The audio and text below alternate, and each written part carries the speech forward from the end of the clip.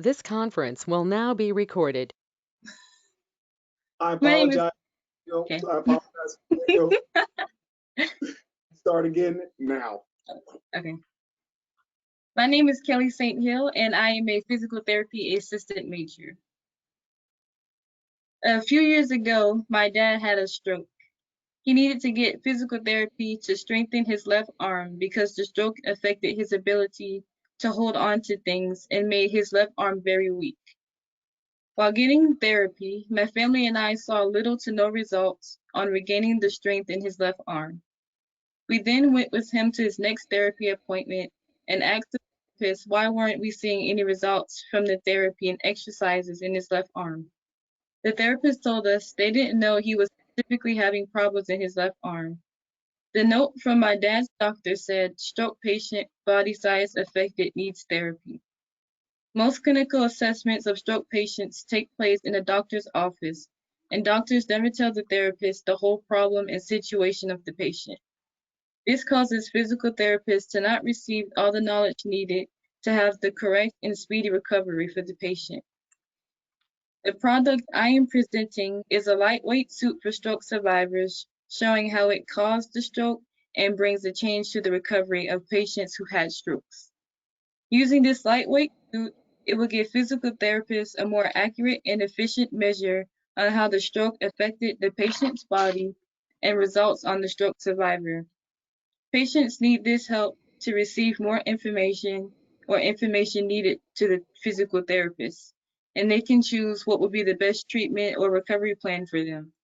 This lightweight suit will be worn under your clothing to have a precise data to the patient's strength, flexibility, and ability to walk. This suit will also reduce the time of treatment from the data records and give them a clearer understanding of what needs to be done.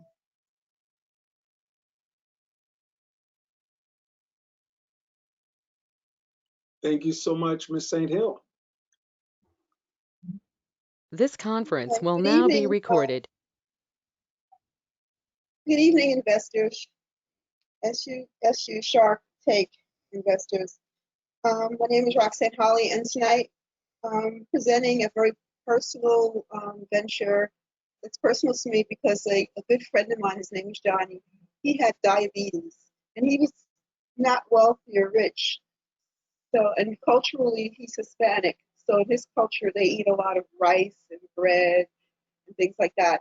So he started to have diabetes, and he started slowing down. He can't walk, and his foot started swelling up. He had dry at the mouth, and he couldn't get to the hospital or the local clinic because he didn't have enough money.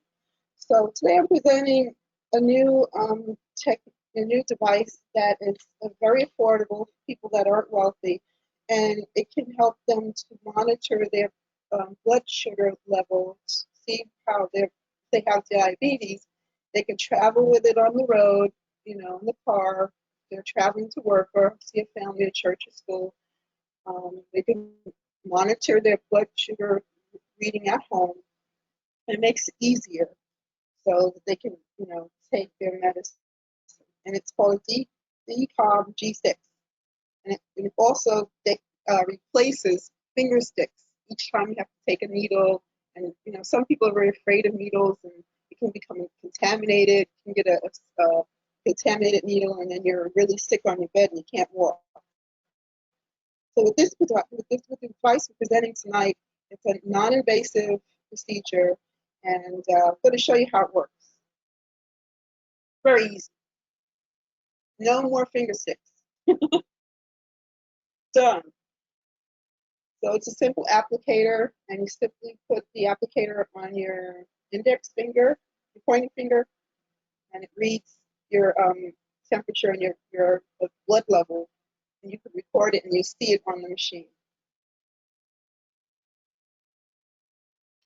It's very easy, very fast, no pain.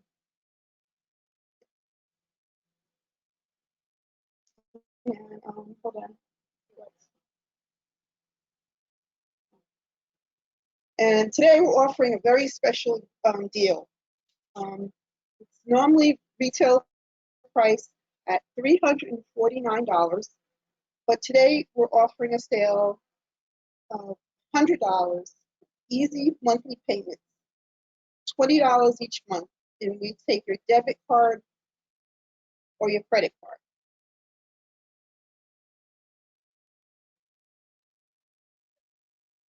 And that's it.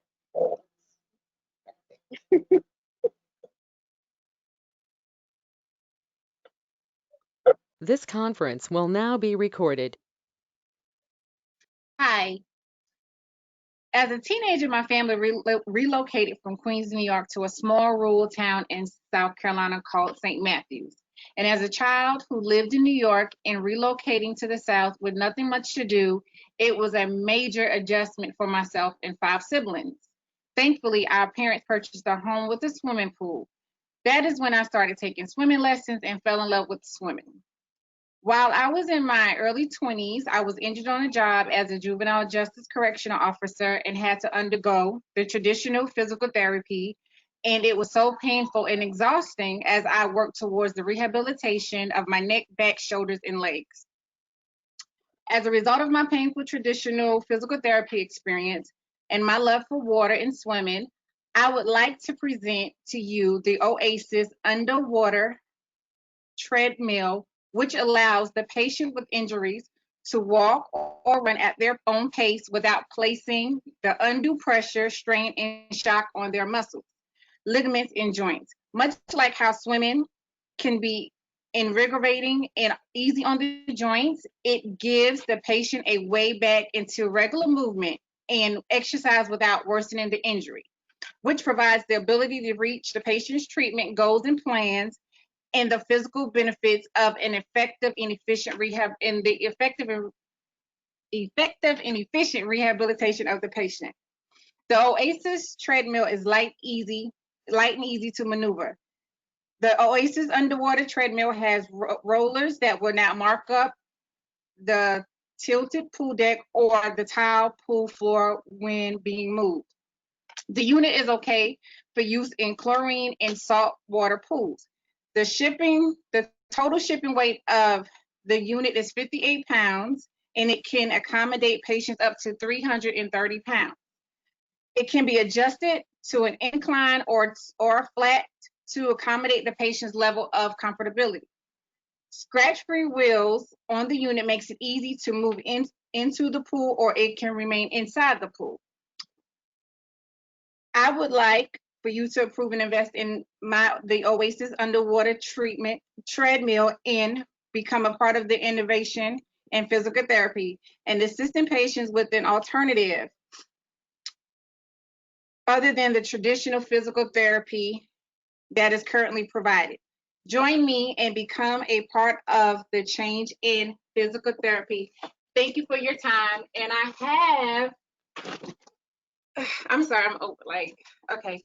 So this is what it looks like. This is how it looks underwater with the patient. This one is on an incline. So this is like for the patient who has that comfortability and need to want to use the incline position. And then we have the flat surface here on the bottom that just shows where the patient is able just to walk in a flat surface. And I also have a review from one of the from a doctor who has used and approved the product. The Oasis underwater treadmill, the best underwater treadmill for physical therapy, recovery, and conditioning. Dr. Monique S. Robinson, the Oasis Aquatic Therapy Center's owner and certified physical therapy assistant. And it's just a couple of notes to just show what makes it innovative. I've already read them, but it's about, the unit is being okay to stay in the water. You can use chlorine or salt water, and it just gives the patient a way back into regular movement and exercise without worsening the injury. And it provides the ability to reach the patient's treatment goals and plans and the physical benefits of an effective and efficient rehabilitation of the patient. And the thing about it that I like is it is able to accommodate patients up to 330 pounds, because we do have some patients who may be, obese and have weight problems, and it may affect their weight of how they are able to position their weight. So the water helps to guide them and gives them that extra ability to not be in pain while they're working out. Thank you for your time.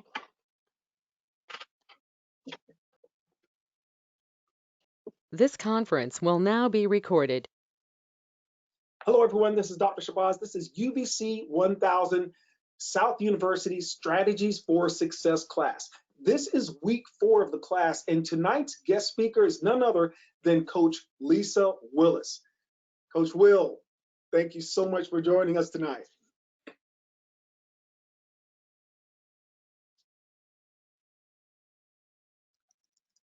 We don't have audio from you yet, Coach Willis. We see the audio is on, but we can't hear it just yet.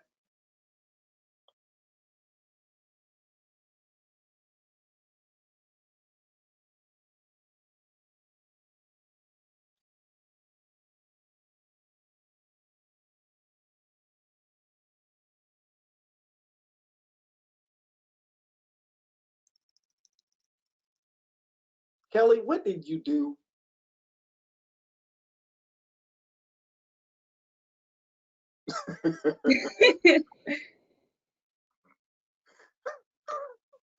Kelly, you deserve so much credit. You deserve Only so for much. the good things. You do, because you got to put up with, you literally have to put up with being picked on, and it's not even fair. Like, you just got out of high school, and you literally have to get picked on by an adult. That's not good. It's not fair. It is not even fair. This conference will now be recorded.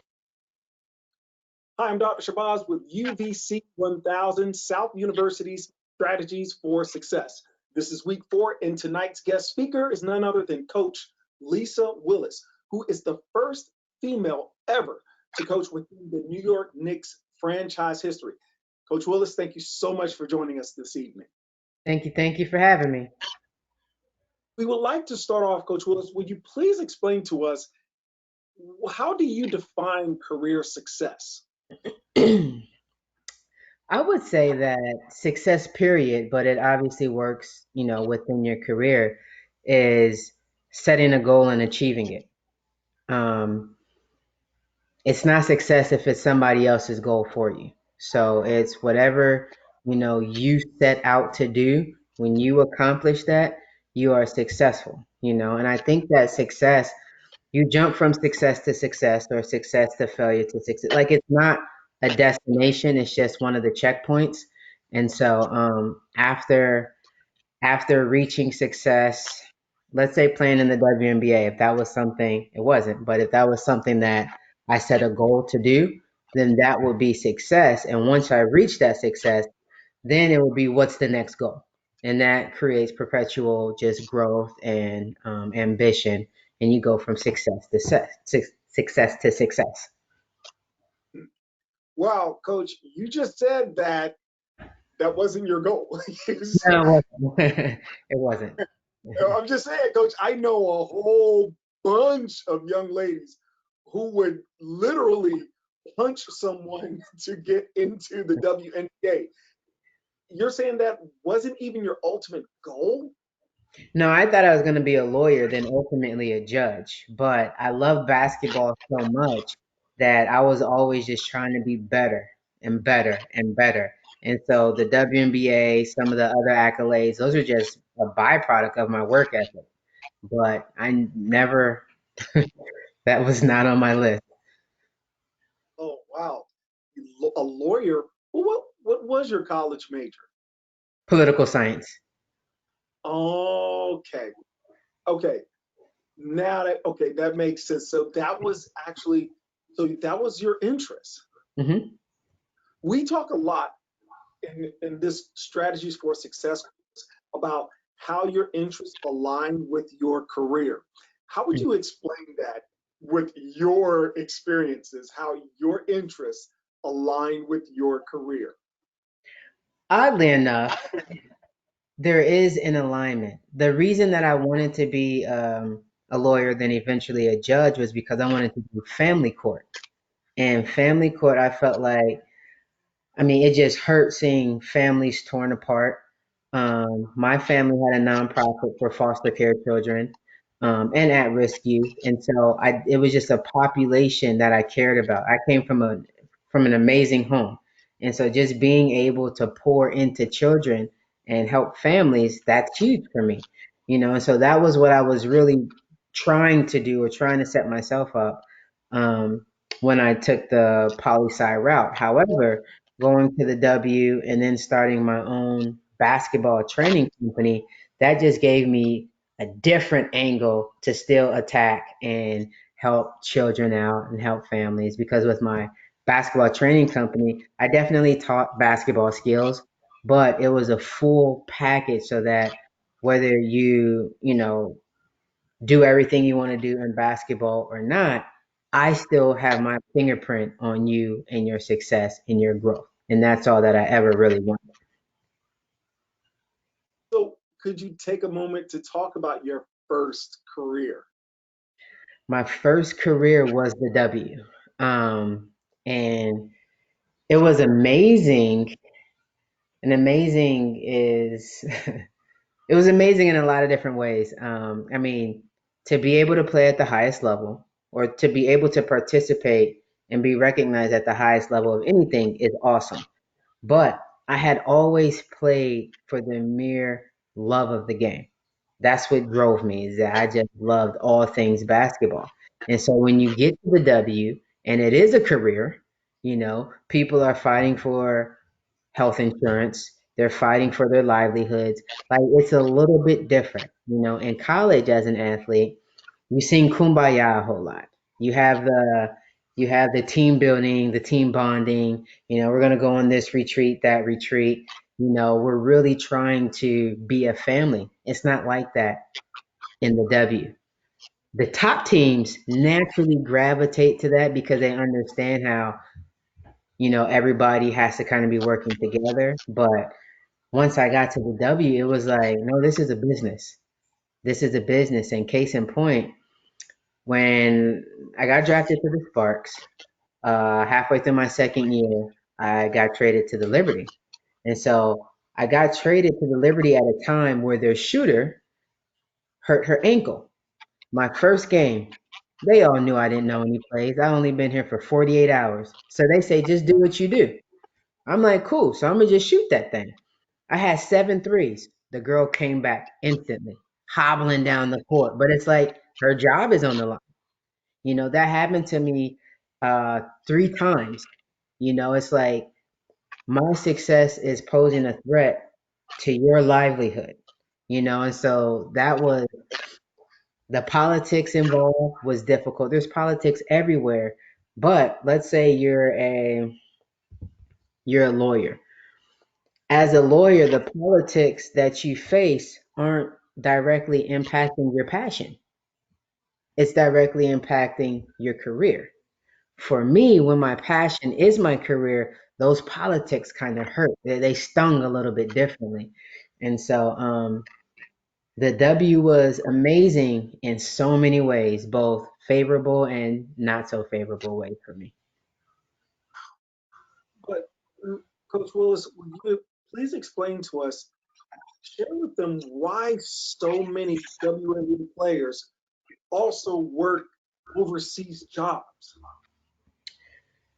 We're not making the money. We're not making the money. So when you look at it, for 3, 4 months to get paid 70 grand, 100 grand, that's legit.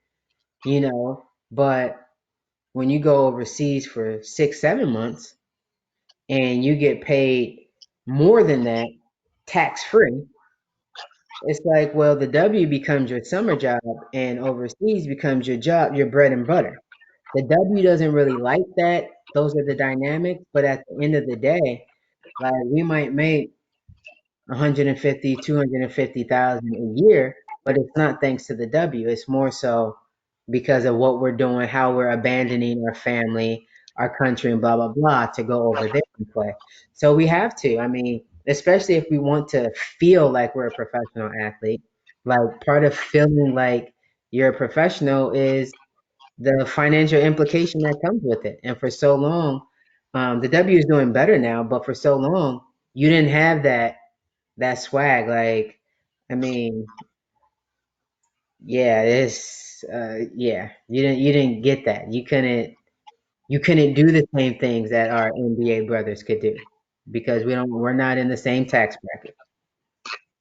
How would you describe overseas basketball? It was, if anybody has seen, have you guys seen Love and Basketball? If Roxanne, you have not seen Love and No, Basketball? no, no.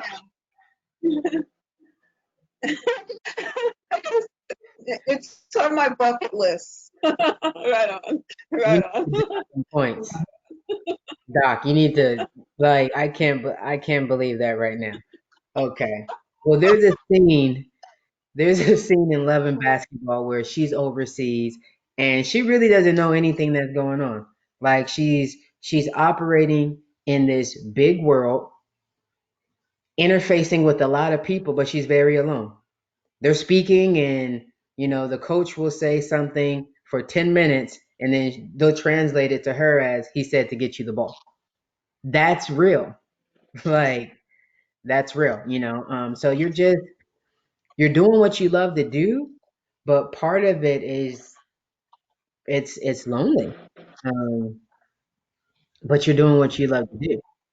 And so in different countries, it's a little easier. Like I first started out in Russia and I was in one of the oldest villages in Russia. So outside of being in Russia, I'm in the oldest village in Russia. Like there's no I don't think there's a Soviet movie that could really express like how difficult that was. And then I'm from Southern California. Like we keep it 70 to 79 year round. Like that's perfect. If it's 69, it's too cold. If it's 80, it's too hot. Like 70 to 79. And so I go out there and it's minus 30. And I'm just like, listen, like this isn't even how my blood works. And like if the sun comes out, then it's actually even colder. So the colder it is, that's when the sun comes out. And I promise you, one time I was smiling. I don't know what I had to smile about in Russia, but I was smiling and it felt like I bit into some ice cream instantly. Like it was crazy. And so it was ridiculous. But in Russia, I needed a translator to go with me to the bathroom. Like you have to take your translator everywhere. But when I went to play in Greece, I was going on my own field trips. I had field trip Mondays and I would just hop on the bus. Never took public transportation before in my life, but I would hop on the bus and that's somewhere far in Athens somewhere. And so it just depends on the country. The country that you go to, that's critical because that changes the whole dynamics of your experience. But it's a beautiful experience because now it's a little bit harder for me to vacation because I feel like I've seen all the different types of beaches. They're all the same. But when you're playing professionally, you get to experience cultures. And so it was beautiful, but sometimes it got difficult. Wow. Coach, you've already explained to us how you realized the W was a business. So you've debunked one already by proxy, but is there another misconception that general public has about the professional athlete that you can debunk tonight? Um,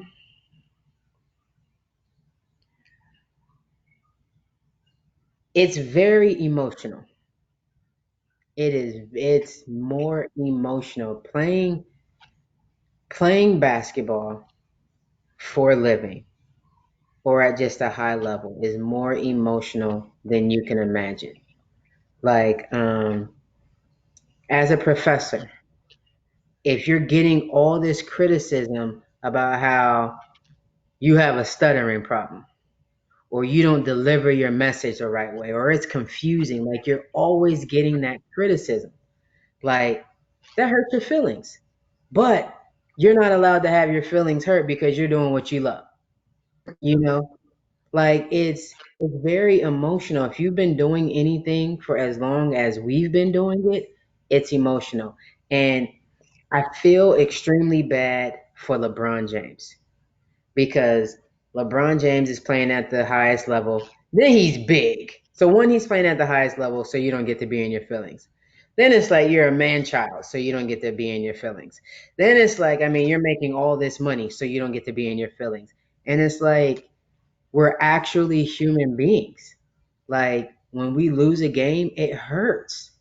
You guys may have lost a couple $1,000s on that game if you put something on the line, but we like it hurts because we go back and we replay everything over.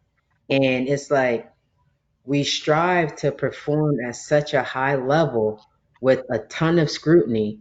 And it's like we don't, it's like we're not allowed to feel. And that has affected me even in my personal life. I'm 10 years removed from the game, so I've been able to work on some things. But like, especially, in dating, like dudes are like, you act like you don't care. It's not that I don't care, but I have 20 plus years of training myself to stay composed. So I care, but if I acted how you're wanting me to act right now on the court, I wouldn't have been very successful. And so it's like it's just the emotional component of it is difficult.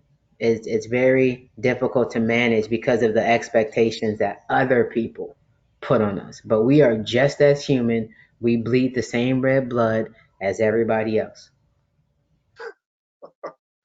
Wow, Coach, it's that's interesting. You you're speaking about also public perception, Mhm. common perception, and publicly publicly you became the first the first female to ever join a staff, a coaching staff in New York Knicks franchise history. And I'm very fortunate to see you make history, but also to have met you as you were working your way towards that goal with that assistant coaches program. Mhm. And you explained it to me one night. You said, "Well, this is what I have to do," and Right. my reaction was like, "Oh, well, okay." And I was thinking, "That's a lot. That is so Right. much." It was just like, how could you? Would you please just describe what that program was like? It was like, especially during the time that we did that last interview, I was in the midst of a 72-hour boot camp that was designed to break me. It was designed, they wanted me to quit, and it was difficult. It was difficult because for the most part, I've always been in a situation where you work hard, you get the results, you're Gucci. That was a situation where a lot of stuff started creeping in my mind, like, well, I'm a woman, and I'm so many years removed from the W. This is the boys club, blah, blah, blah. And it was just the mental part of these unrealistic expectations. It was difficult to handle. But the work that we were doing, because here's the thing, everybody in the program knows basketball. It was for retired WNBA and G League players. So we know basketball. We have at least some kind of baseline knowledge that's higher than most. So that wasn't really what they were trying to focus on. Once that boot camp happened, and I never talked to them about it, but I'm guessing once that boot camp happened and they saw, okay, we still have our mental toughness, then it went into tedious work because we were being groomed to be great assistant coaches, not great head coaches who can delegate stuff. No, we were going to be the ones who got these tedious assignments delegated to. And so it was just working on our work ethic. Like it's like It's like you have a calculator right here, but they're going to ask you some real difficult problem and say, don't use your calculator. And I'm just like, but that's like nobody would ever ask that. But it's like, well, just in case they do, you need to know how to do it longhand. And I felt like that when we were doing, we were taking stats. There's literally a whole profession that takes stats. Why am I taking stats? When we were doing the analytics, we were talking about chopping up video, delivering a scouting report, the way you hold your clipboard, like all of that stuff was to make it so that once we got the opportunity to serve as an assistant coach, then we would be good to go. Because one thing they say about former athletes is that we just want to be given stuff. We know how to play, but we don't know how to coach. Like we're lazy, and so they were really grooming us to get rid of that stigma, and so I mean, I know that the Knicks can't say I was lazy, because I did my work. I did my work well. It was on time, came early, stayed late, all that good stuff. But that program was to give you just all the ins and outs of what work would be required as an assistant coach at the professional level, which is very different from the college and high school and travel league levels. But Coach, was it just happenstance that you ended up with the New York Knicks franchise after you had literally played for the New York Liberty? Right. I don't think anything was happenstance. I think that was God. I think that God gave me an opportunity to go back to that, pretty dope atmosphere. Um, yeah, I mean, the whole thing, like when I think back to how I even got to the assistant coaches program, like all of that is crazy to me because I always told people I'm not going to coach. I don't care about those wins. The wins that I care about don't show up on the scoreboard. So the fact that I found myself coaching high school basketball when I told the athletic director 3 times I did not want to coach because you couldn't pay me enough, I still coached. I lost a lot of money that year because I couldn't run my business while doing that. And so going through that coaching high school, when I could have coached college, coaching high school, the assistant coaches program came about. And I was like, you know what? Well, I just want to be a better coach for my girls. Let me just see what I could do. And so that's why I joined the program. I knew that you could possibly get a job in the G League afterwards, but that wasn't why I did it. I just was trying to become better. Because again, success is only success if that's what you set, your mind to do.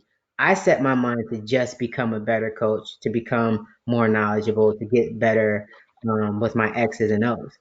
And so when I when I joined the coach or when I took over the program for TC Williams, I prayed hard on it because I'm like, why is this man acting like I'm not telling him I don't want to coach? Like I'm making it very clear I do not want to coach it. And he was relentless. And so I prayed about it. And I felt God told me to do it. So I'm like, all right. So God sent me through the ringer with that. And then I joined the assistant coaches program. He sent me through the ringer with that. But then I get the job with the Knicks. He sent me through the ringer with that, but it's all to get me to where I am right now. And I mean, I will not be going back to the New York Knicks. I took a job with Nike, but everything that I've done, yeah, I just dropped that on you. Uh, yeah.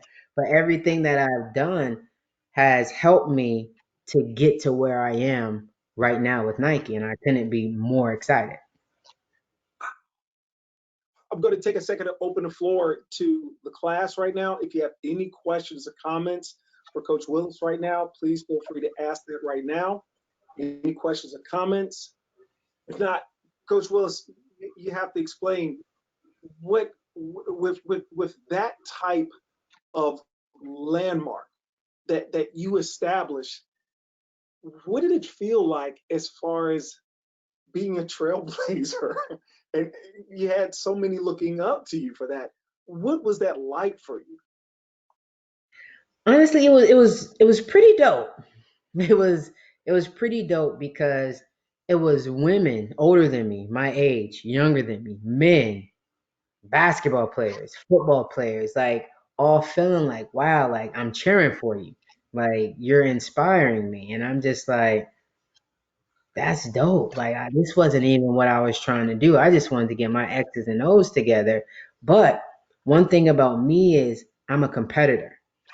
So, and I don't compete with other people. I only compete with me so that my growth can can continue. And so I'm just trying to be better than I was yesterday.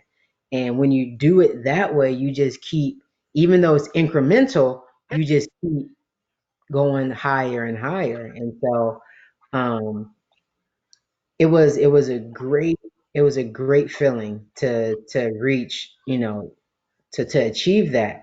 But it kind of played with my mind once this pandemic started because I never really planned on going back to the G League. I wanted to go to the NBA.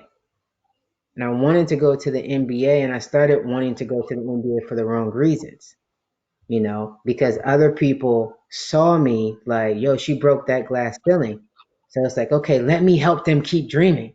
It wasn't about me, and so I was like, okay, because I had to explain to my sister when I was already applying for this Nike job. And so I said, okay, Nike or the NBA. Now, the NBA, they'll pay me really good money for 2 years plus an option year at best. Nike, that's a career. That's going to give me the stability. That good money the NBA is going to give me, I'm not going to even have time to spend it. They own me, and so I'm thinking about that. I'm talking to my sister during the pandemic, and she was like, well, once players stop playing basketball, what's the next best thing? And I said, typically, the next best thing is the coach. I said, that's not my next best thing. My next best thing from playing basketball professionally is playing basketball at LA Fitness. I'm not kidding you. Like, my knees are jacked up. But if the gym at LA Fitness was open right now, I'd probably have on different clothes because I was just coming from the gym to do this. Like that, playing basketball is my happy place. Like even as a kid, I didn't watch a whole lot of basketball. Like I didn't go to a whole lot of games because I'd rather be playing. And so I like coaching and I like basketball. But basketball coaching was not what my passion was. And so I feel like I can coach anybody with some of the programs that I have, some of the personal development programs that I have. I can get my basketball fix from my basketball training business. And then career wise, financially, I have a great opportunity with Nike where, I mean, the packet that they gave me is sweet. The position that I have is sweet. And so I'm covered and it's a 9 to 5. So after that, I can go to LA Fitness and play basketball. So it's like I'm winning, but the glass ceilings that I'm breaking that play with me. Because it was like, so do I keep doing this for other people or do I go over here for me? And so, as good as a feeling that it was to have people looking up to me, it kind of slowed down my process, but made me really realize and go after what I want personally. Coach Willis, it's amazing because this class was just assigned a project in which they had to look at their career path and complete career research on that path, but also look at optional careers that they could pursue in the case that they were not able to land their intended job, their projected job. And you just covered that. Did you have any idea you would have ended up with the biggest conglomerate, one of the biggest conglomerates in the entire world when you started off in college? Couldn't see it coming. I could not. And I mean, they say if you want to make God laugh, tell him your plans. Like, he probably was rolling, like, yo, my child is silly. Like, he probably was laughing hysterically at me. Like, I said I wasn't going to coach. Like, but that's where I'm breaking glass ceilings at. Like, I mean, I didn't see it. Retail? Like, I didn't see that. But you have to be flexible. And I think so. I wrote a book. One of the things in my book is talking about role versus identity. And the difference is your identity is who you are, your role is what other people have given you.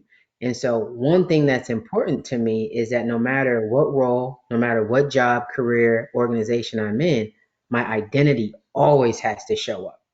And so, whether it's the W, the NBA, Nike, my own business, who I am has to show up in everything that I do. And I think that's kind of what makes, this journey a beautiful thing is that I'm taking me with it the whole way. This is UVC 1000 South University Strategies for Success. Week 4 guest speaker with us tonight was none other than Coach Lisa Willis. Coach Willis, we really appreciate you stopping by and thank you so much for your time. Thank you for having me.